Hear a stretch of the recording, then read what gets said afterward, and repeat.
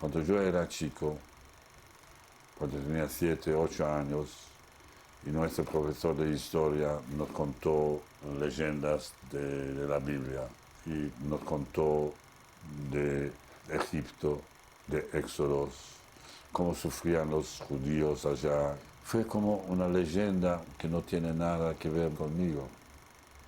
Y muchas veces pensé que mi nieta un día va a ser grande y sabe que yo nací en Lodz y lo va a buscar en la enciclopedia.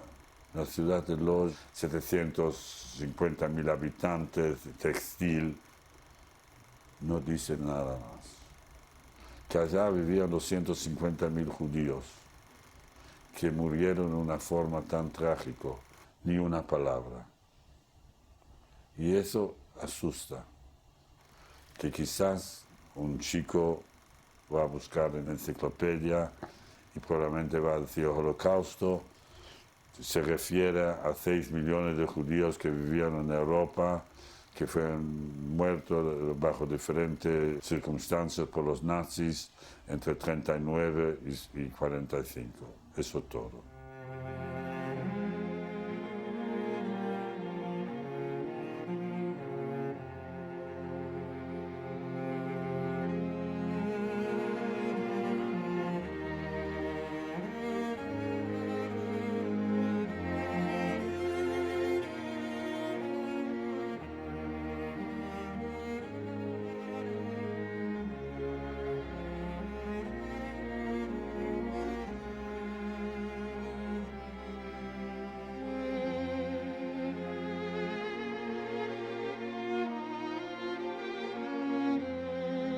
Cuando terminé el colegio primario, viajamos a Bielsk a rendir examen al secundario.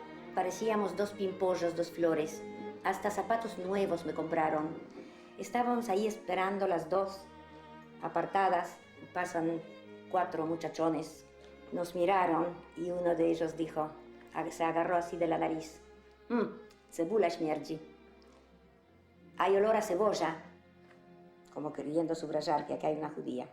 Este episodio me quedó así grabado acá. Los niños fueron para uno que se sintió perseguido. Los niños fueron muy peligrosos. Una vez me persiguieron pegándome y gritando, cerdo judío, cerdo judío. Y en mi desesperación toqué a la puerta del diácono. Estaba en su dormitorio. Salió y dice, ¿qué hay? Yo dije, me pegan y gritan judío, cerdo judío. Y él me miró, tuvo una linda sonrisa en la cara y dijo, ¿y tú no eres un cerdo judío? Entonces, ¿qué? Y cerró la puerta. Los muchachos jóvenes, cuando estaban borrachos, empezaban a gritar judíos en polaco. Żyd parszywy, no kupuj Żyda. Quiere decir, no compres a un judío. A veces en el colegio mismo, los profesores de todo esto echaban en cara a uno que es judío. Y lógicamente como chico uno se sentía mal.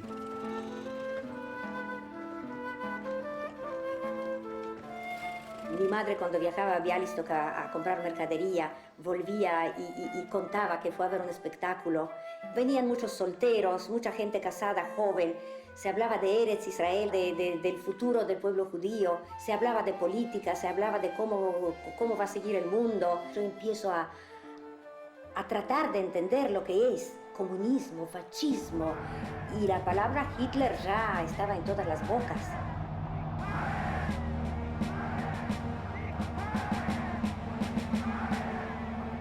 Hasta este año 37 vivimos en Reichenberg, después en la ciudad de Brno, o en alemán Brünn, y al fin, en 37, llegamos a Bratislava, en Eslovaquia. ¿Por qué este viaje? Un viaje lento hacia Turquía o Egipto.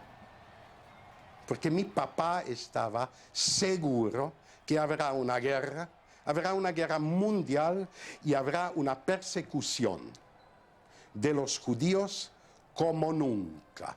Los judíos alemanes vinieron a Checoslovaquia se escapaban. Más todavía cuando este caso Kristallnacht, la noche de cristales.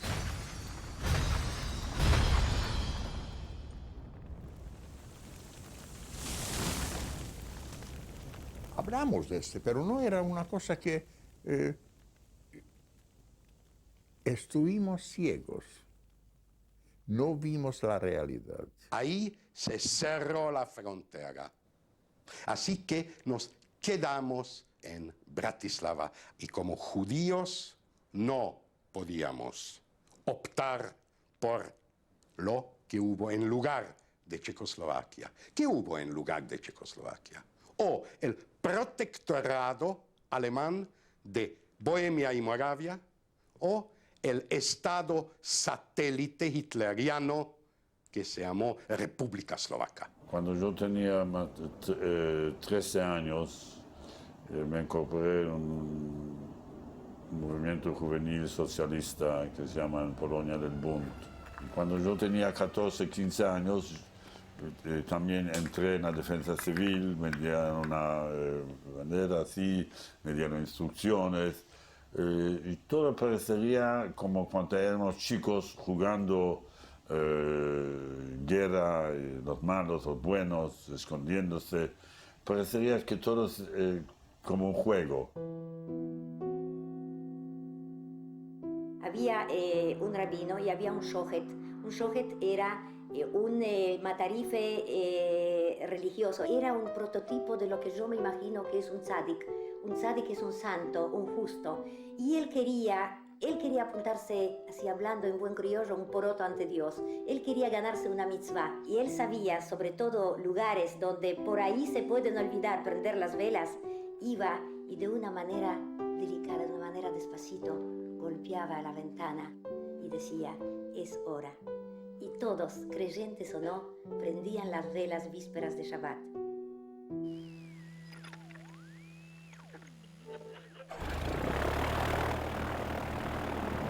El 1 de septiembre empezaban las clases. Papá ya fue al trabajo y mamá estaba prendida de la radio y en un momento gritó, la guerra, estalló la guerra, los alemanes invadieron Polonia. Y en vez de empezar las clases, empezaron a volar los aviones.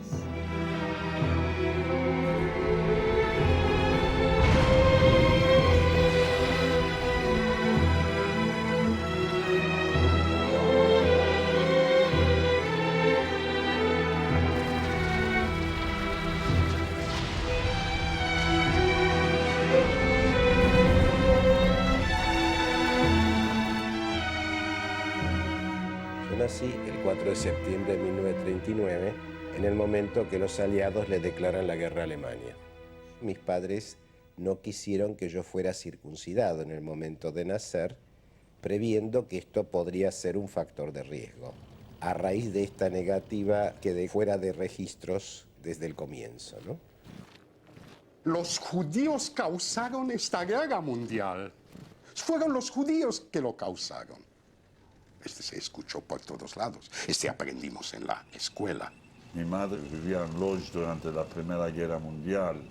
Entonces tenía muy fresco todavía que mi abuela murió de hambre, de tifus y había terribles colas para pan. Bueno, cuando comenzó la guerra fue tal cual, ya en primeros días empezaron colas de pan y una semana más tarde ya los alemanes estaban sentados en la calle, la gente seguía. Mi hermanito salió y con sus 2 ojazos negros estuvo mirando a varios soldados como estaban comiendo.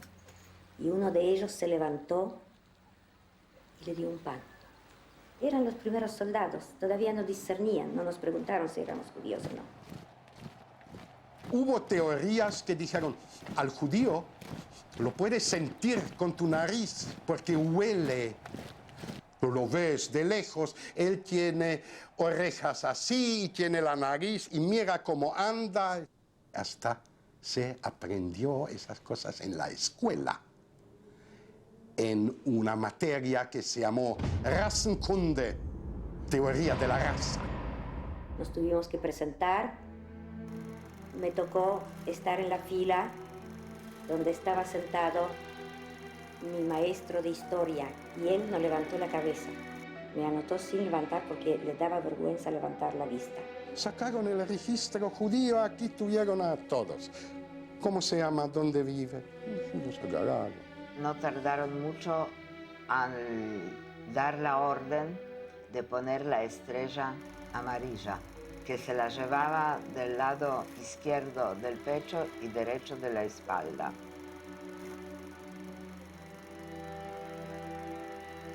Y un día vinieron a la madrugada, rodearon nuestra ciudad con listas casa por casa, vinieron y nos sacaron, cada uno solamente con su paquetito en la mano. Yo lloré mis muñecas, lloré que tenía ahí en lugar especial para mí una pieza que tenía cama, comedor, todo eso, esos juguetes eran hermosos, hermosos. Y cuando tuve que dejar todo eso, se me rompió un pedacito de mí.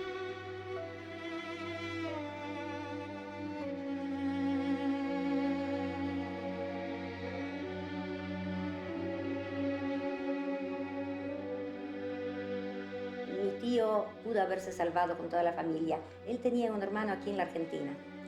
Y él recibió una carta de él todavía en el año 38. ¿Por qué no te venís para acá? Que te voy a ayudar. ¿Por qué no te venís con la familia acá? Años más tarde, en el gueto, andaba con esa carta en la mano de su hermano, mostrando a todos que no le hice caso a mi hermano. Mis hermanos tuvieron que hacer contrabando. Traían de zona aria, de zona gentil a zona judía comida, porque se quería preparar para los búnkers, para esconderse. Entonces un día lo agarraron los nazis y yo hablaba de lejos con mis hermanos. Había un chiquito ahí. Él cantaba ahí en la cárcel. Dios mío. Esa canción, como cantaba este chico.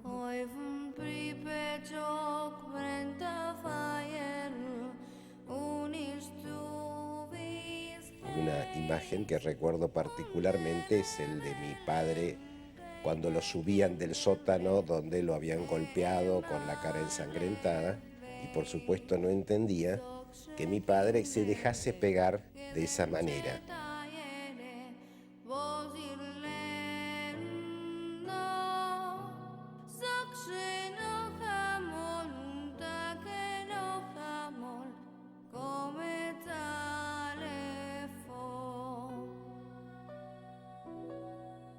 Como al principio fui solamente de alimentos, se agregó el contrabando de armas.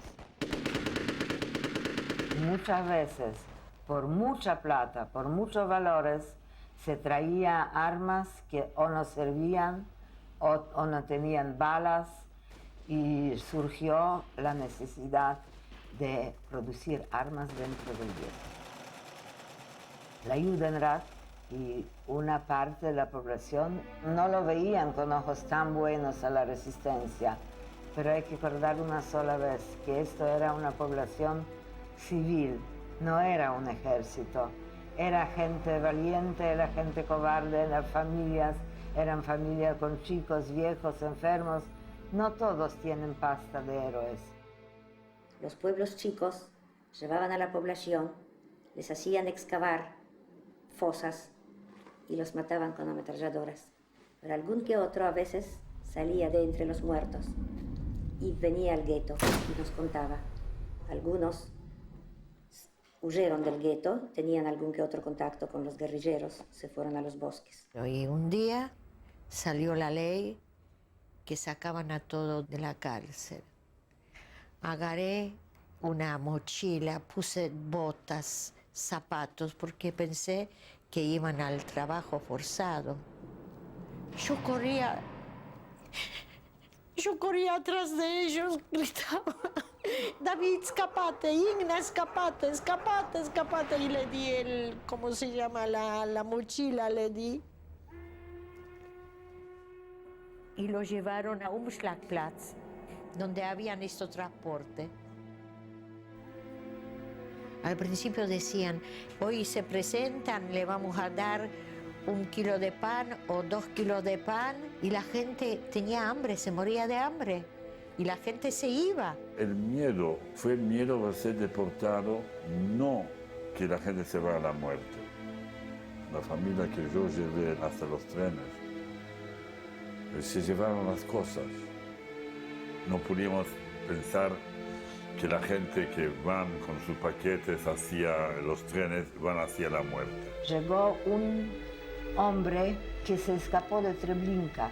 El nombre Treblinka, Ponari, Majdanek, Auschwitz ya eran pronunciadas en el gueto.